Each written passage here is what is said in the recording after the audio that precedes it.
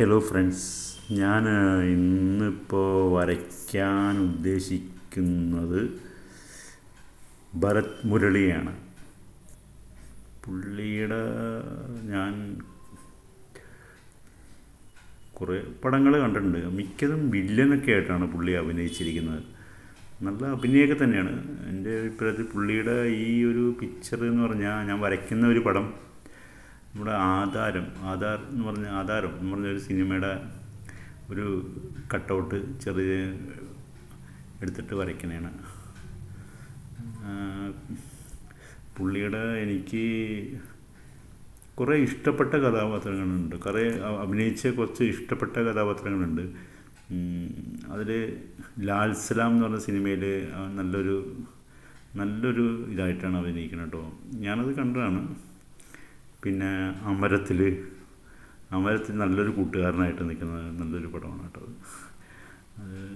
അവരുടെ ഫൈറ്റ് അതൊക്കെ കുറേ കൊല്ലമായിട്ട് കണ്ടിട്ട് ജസ്റ്റ് എന്നെ ഓർമ്മയിലെടുത്ത് പറയണതാണ്. കുറേയൊക്കെ മറന്നു. പിന്നെ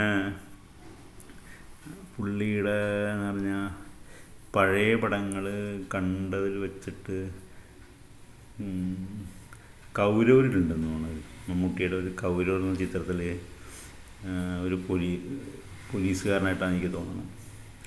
ആ പടം നല്ല പടം കേട്ടോ. തീം പേരാണ്, പക്ഷേ എനിക്ക് ഇഷ്ടപ്പെട്ട തിലേനെ തന്നെയാണ്. പക്ഷേ അതിലുണ്ട്. പിന്നെ വരവേൽപ്പ് എന്ന് പറഞ്ഞൊരു സിനിമയുണ്ടല്ലോ, ഒരു നല്ലൊരു പാട്ടുള്ളൊരു പടമുണ്ട്. ദൂരെ ദൂരെ എന്ന് പറഞ്ഞൊരു പാട്ടുള്ള ഒരു പടമുണ്ട്. അതിൽ അതൊരു നല്ലതെന്ന് പറയാൻ പറ്റില്ല, ഒരു പാർട്ടി ഇതാണെന്ന് എനിക്ക് തോന്നുന്നത്. ഒരു പാർട്ടിക്കാരൻ അതുമായിട്ടാണ് എനിക്ക് തോന്നുന്നത്. പിന്നെ കുറേ നാളായി വിട്ടുപോയി. പിന്നെ പുള്ളിയുടെ വിദ്യാരംഭം എന്ന് പറഞ്ഞ സിനിമയിൽ ഞാനത് കണ്ടത്, അത് കുറേ വർഷം കണ്ടത്. ശ്രീനിവാസൻ്റെ ഒരു പടം. അതിന് വില്ലനാണ്, മോനായിട്ട് അഭിനയിക്കുന്ന ഡൂഡിയാണില്ല. ഒരു ഭയങ്കര ഒരു സ്ട്രോങ് ആയിട്ട് നിൽക്കുന്ന ഒരു മോനായിട്ട് വില്ലനാണ്. പക്ഷെ ഞാനിങ്ങനെ നോക്കുന്ന ഓരോ കഥാപാത്രങ്ങളെയാണ് നോക്കണം. ആ ക്യാരക്ടറിൻ്റെ ഇതല്ല നമ്മളിങ്ങനെ അവരുടെ അഭിനയമാണ് നമ്മളെ ഉള്ളിൽ തട്ടണത് അല്ലേ. എനിക്ക് തോന്നുന്നു ആ വ്യക്തിയല്ല തട്ടുന്നത്, അഭിനയമാണ് തട്ടുന്നത് എനിക്ക് തോന്നുന്നത്. കുറേ നമ്മൾ മറക്കാതെ ഇങ്ങനെ സൂക്ഷിച്ച് വെക്കുന്ന ആ പുള്ളിയുടെ ആ ടൈമിൽ ആ ലുക്കും പെർഫോമൻസും ഒക്കെയാണെന്ന് എനിക്ക് തോന്നുന്നത്, നമ്മുടെ ഉള്ളിലേക്ക് ആഴ്ന്ന് ഇറങ്ങണമെന്ന് എനിക്ക് തോന്നുന്നത്. പിന്നെ ഞാൻ കുറേ കൊല്ലം മുമ്പ് ഫസ്റ്റ് ടൈം ഏകദേശം ഒറ്റയ്ക്ക് സിനിമ കണ്ടതിൽ ധനം എന്ന് പറഞ്ഞ സിനിമയിൽ സിനിമ ഭ്രാന്തനായിരുന്നു ഞാൻ ആ സമയത്ത്. പിന്നെ ഇങ്ങനെ ഇങ്ങനെ സിനിമ കാണുമ്പോൾ ഇങ്ങനെ ധനം ഒറ്റയ്ക്ക് പോയി കണ്ടായിരുന്നു. കുറേ വർഷം മുമ്പ് കേട്ടോ. ചെറുപ്പത്തിലാണ് എനിക്ക് തോന്നുന്നത്. കുറച്ച് ഇതായിരുന്നു, സ്കൂളിൽ പഠിക്കുന്ന ടൈമാണ്. അപ്പോൾ ഇങ്ങനെ ധനത്തിനുണ്ട് നല്ലൊരു കൂട്ടുകാരനായിട്ട്. നല്ലൊരു ഇതായിരുന്നു എനിക്ക്. പുള്ളിയുടെ അഭിനയം കാണുമ്പോൾ എനിക്ക് ഭയങ്കര ഇത് തോന്നിയായിരുന്നു ആ സമയത്ത്.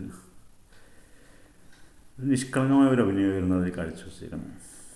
പിന്നെ കുറേ സിനിമയിൽ വില്ലനായിട്ടൊക്കെ ഉണ്ടെന്ന് എനിക്ക് തോന്നുന്നു. അതെ, മമ്മൂട്ടിയുടെ കുറേ പടങ്ങളിലൊക്കെ വില്ലനായിട്ടുണ്ട്. പിന്നെ എനിക്ക് പുള്ളിയുടെ മെയിനായിട്ട് എടുത്ത് പറയാൻ ചമയം എന്ന് പറഞ്ഞ പടമില്ല, അതിൽ നല്ലൊരു പാട്ടുണ്ട്, രാജഹംസമേ എന്നൊക്കെ പറഞ്ഞൊരു പാട്ടുണ്ട്. അതിൽ ആ നായികയുടെ അച്ഛനായിട്ട് അത് ഭയങ്കര ഒരു നാടക നടനായിട്ടാണ് എനിക്ക് തോന്നുന്നത് അല്ലേ. ഒരു ഭയങ്കര ഒരു സ്ട്രോങ് ആയിട്ടുള്ളൊരു ക്യാരക്ടർ. തട്ടേ കയറുമ്പോൾ ദേഷ്യം കാണിക്കുന്ന ഒരു അല്ലേ.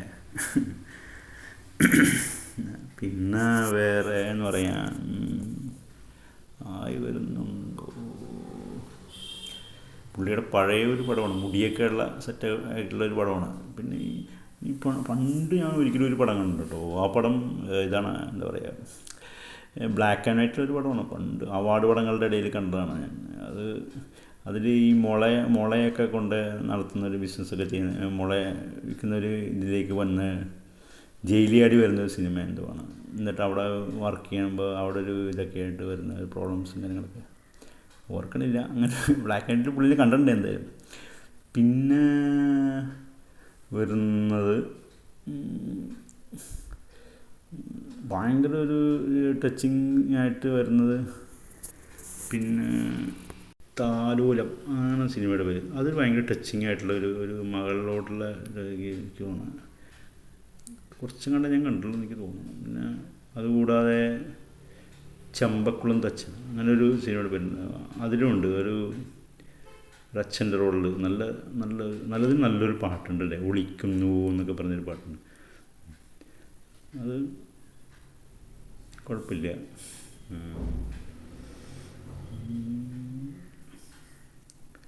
ഇതൊരു ജസ്റ്റ് ഒരു ഷെയ്ഡിങ് ആണ് കേട്ടോ. നമ്മൾ ആദ്യമൊക്കെ പറഞ്ഞ പോലെ ചെറിയൊരു പിക്ചർ നോക്കി പതുക്കെ ഷെയ്ഡ് ചെയ്ത് ഒരു റഫായിട്ട് നോക്കിയിട്ട് ചെയ്യണ ഒരു പരിപാടിയാണ്.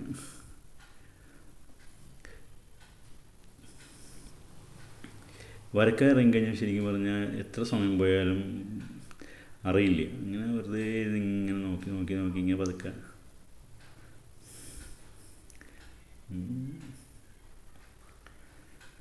ഇത് കുറേ പിന്നെ എപ്പോഴും വരച്ചാൽ കറക്റ്റായി വരില്ലെന്നുണ്ട് കേട്ടോ. എൻ്റെ ഒരു കാഴ്ചപ്പാടാണ്. നല്ല മൂഡായി നല്ല ഇതായിട്ട് വരയ്ക്കണം തന്നെ ഫോക്കസ് ചെയ്തിരിക്കുമ്പോഴാണ് കറക്റ്റായിട്ട് ഓരോരോ കാര്യങ്ങൾ വരുള്ളൂ. അല്ലെങ്കിൽ വേറെ എന്തെങ്കിലും മുഖമായിട്ട് മാറിപ്പോകും, മെഷർമെൻറ്റും കാര്യങ്ങളൊക്കെ മാറിപ്പോകും. കാരണം ഞാനിത് എന്താ പറയുക, കറക്റ്റ് ലെങ്ത്തും ഇതൊക്കെ എടുത്ത് വരയ്ക്കണമല്ല, ഒരു ഉദ്ദേശം വെച്ചിട്ട് വരയ്ക്കണതാണല്ലോ. അപ്പോൾ പിന്നെയും പറയണേ, എന്തെങ്കിലുമൊക്കെ തെറ്റുകുറ്റങ്ങളൊക്കെ ഉണ്ടാവാം. അതൊക്കെ പതുക്കെ നൈസായിട്ട് കണ്ണടച്ച് കളയുക. പിന്നെ കാണുന്നവർ സബ്സ്ക്രൈബ് ചെയ്യുക. ആരും സബ്സ്ക്രൈബ് ചെയ്യുന്നില്ല, എന്താ ചെയ്യുക?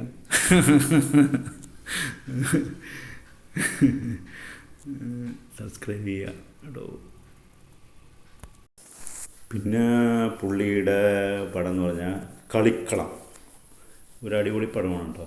അത് കണ്ടില്ലെങ്കിൽ അത് കാണണം. അത് മമ്മൂട്ടിയുടെ പടമാണ്. നല്ലൊരു പാട്ടുണ്ട്. ഭയങ്കര ഒരു പ്രത്യേക ഒരു മൂഡ് ആ പടം. ചിലയിടത്തൊക്കെ ലാഗാണുണ്ട്, എന്നാലും നല്ലൊരു പടമാണ് കേട്ടോ. നല്ല പാട്ടുണ്ട്. മുരളി നല്ലൊരു റോളാണ്.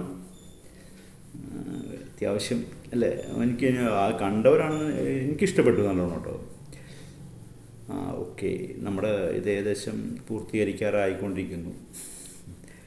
ഇതെന്തെങ്കിലും തെറ്റുകുറ്റങ്ങളുണ്ടെങ്കിൽ വിട്ട് കളയുക. പിന്നെ കാണുന്ന എല്ലാവരോടും വലിയ ഒരു താങ്ക്സ് പറയുന്നു.